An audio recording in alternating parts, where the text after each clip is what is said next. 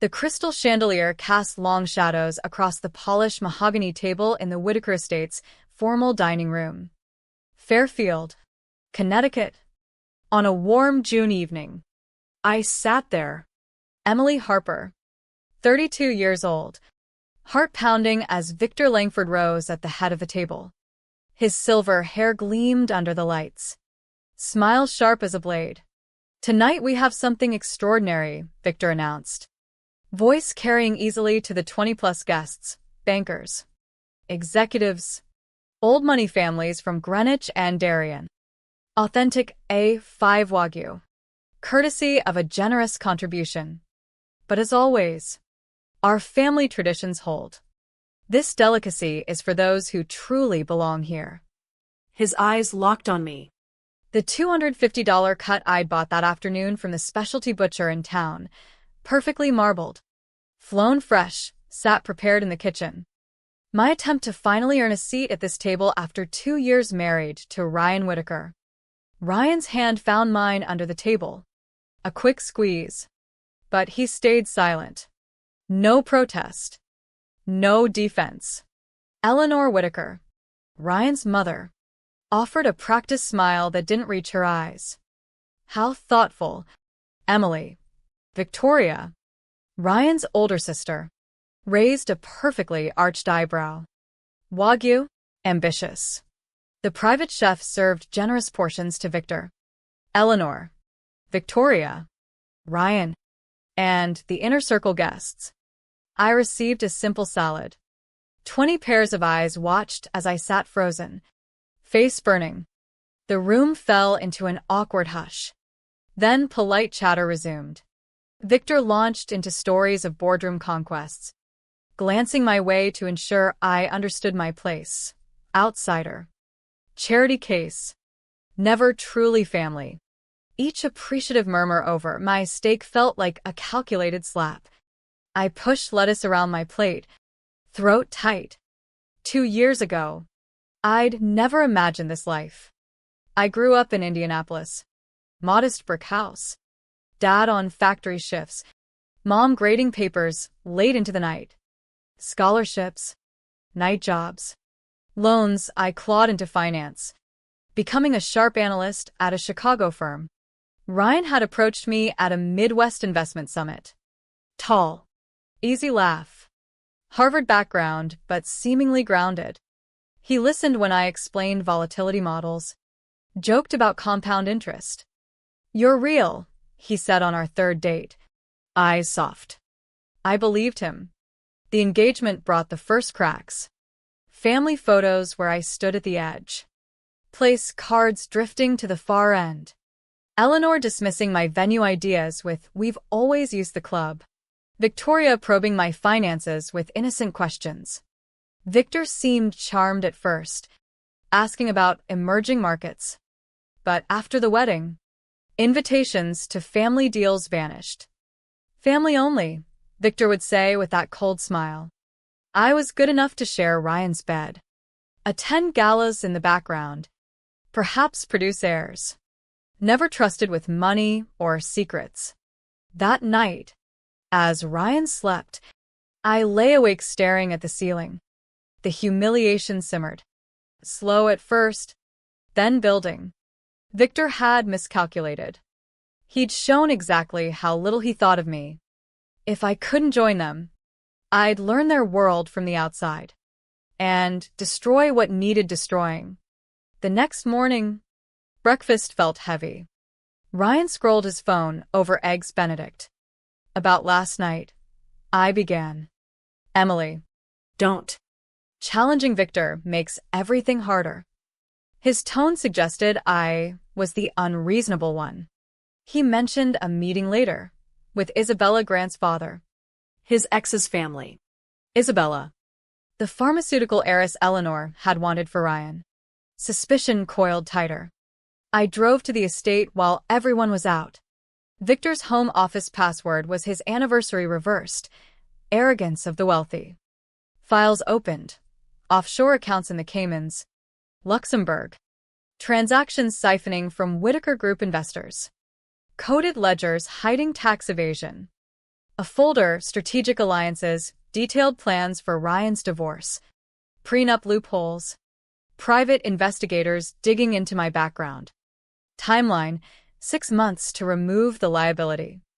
I photographed everything, backed it up securely. Heart racing but hands steady. They saw me as the girl from Indiana who didn't belong. They were wrong. Over the following days, the tension thickened like fog rolling off Long Island Sound.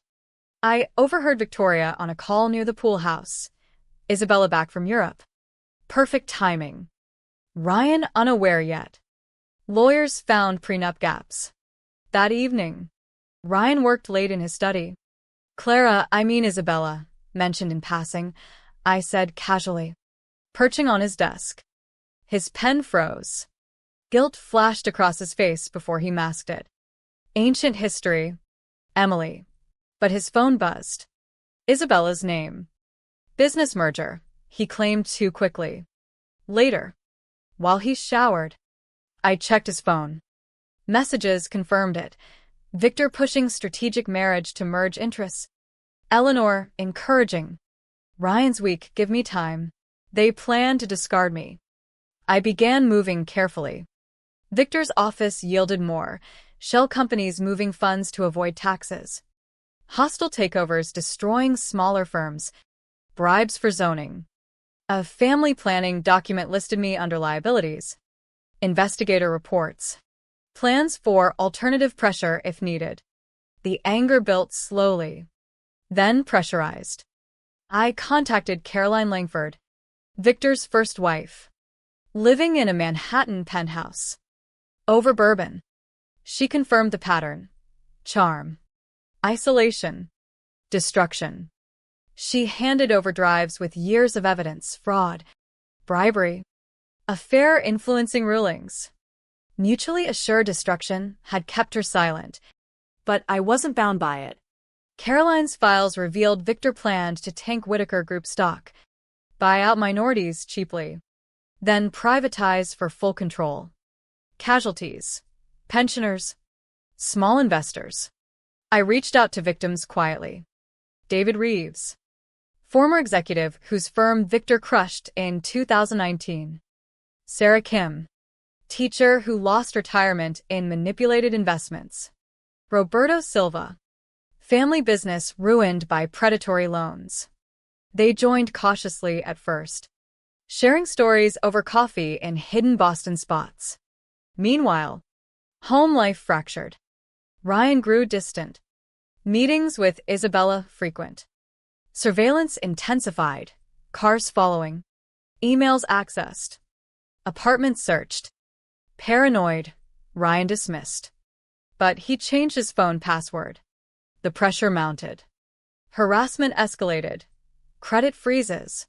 Anonymous complaints to my firm. Old college photos leaked to paint me unstable. Victor's team aimed to discredit before I could act. I incorporated an LLC. Used my small inheritance to buy Whitaker Group shares. Enough for a voice. Project Wagyu. My private joke. Lawyers from a top litigation firm reviewed evidence. Securities fraud. RICO potential. Coalition grew to 3.7% shares. One breakthrough came from an unlikely source. A country club bartender, whose brother lost college funds to Victor's schemes. Recorded Isabella boasting, marriage to Ryan for distribution rights. Divorce papers ready. Victor using company resources illegally. The audio was damning, fiduciary breaches. Conspiracy. Tension coiled tighter. Ryan came home one night with divorce papers, $100,000 settlement. NDA. Forfeit claims. Sign. Go back to Indiana. Generous. Isabella watched from the doorway, smirking. I refused. Your family wanted me gone. But now I'm taking the whole table. Weeks blurred into intense preparation. I worked 18-hour days tracing transactions, interviewing victims, coordinating with forensic accountants. Marissa, no. Caroline connected more witnesses.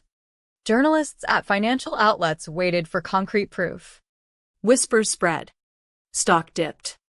Victor issued denials, fueling speculation. At home, facade held. But Ryan begged me to stop. Victor's dangerous when cornered. I stared at the man I'd loved. I know exactly what he's capable of. Question is, what am I? Evidence mounted. Cayman statements. Phoenix plan documents. Bribe records. Victim testimonies. The recording sealed conspiracy angles. Harassment peaked, threatening texts. Stop digging. But resolve hardened. We filed quietly, building toward the quarterly shareholders meeting. The emergency board meeting loomed. I arrived early in my power suit, credentials ready. Victor's counsel tried blocking me. Our legal team pushed through. Inside the gleaming tower boardroom, Victor sat at the head, executives flanking. Shock crossed his face seeing me. Eleanor cracked composure. Victoria texted frantically. Ryan looked haggard. The chairman called order. Our lead counsel presented allegations. Fraud. Breach of duty. RICO. Victor blustered, vindictive spouse. I connected my laptop. Cayman transfers appeared on screens. $15 million to shell companies Victor controlled. Authorization traced to his terminal. Next slides. Phoenix timeline. Market manipulation plan. Audio played. Victor's voice casually admitting using resources for personal deals. Bribes. Board erupted. Victims entered. Reeves. Kim. Silva shared devastating stories. Sarah Kim's voice shook. He called me stupid. Took my 40 years savings. Closing. Victor treated this company as his piggy bank. Destroyed lives. You became complicit by inaction. I was the outsider, he humiliated over stake. He never saw me documenting at all. Evidence went to SEC, FBI, Press. Board voted unanimous suspension. Assets frozen. Security escorted Victor out. Venomous, powerful enemy. Defeated one, I replied. News exploded. Stock plunged 18%. Indictments followed 43 counts. Fraud. Embezzlement. Racketeering. Martineau. Victor faced 20-plus years. Arrest photos showed him handcuffed at the estate, passing the dining room of my humiliation. Interim leadership restored confidence with reforms. Victim fund I oversaw. Press conference. Restitution complete. Transparency committed.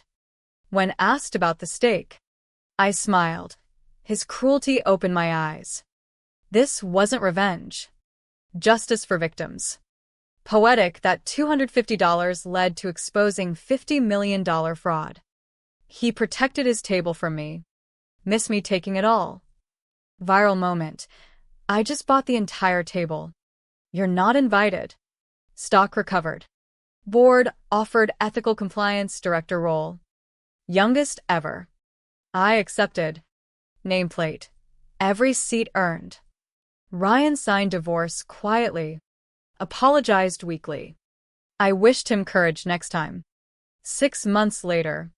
Renovated boardroom symbolized openness, glass walls, employee photos. Full restitution announced. I joined board permanently. Reflection. From Indianapolis outsider to board seat through merit. Sometimes fix broken systems by flipping the table. Building better. Caroline and I laughed over framed arrest photo. Clara/Isabella apologized. Forgiveness earned. Final dinner at the butcher's restaurant. Wagyu on house. Recognition for serving justice, right. Work continued. Training programs. Compliance. Mentoring interns. Email from chairman. Executive dining converted to employee cafe. Everyone at same table now. Best revenge. Ensuring all seats earned. Everyone invited to feast. No one should feel small by the powerful. Power abused falls to those refusing it.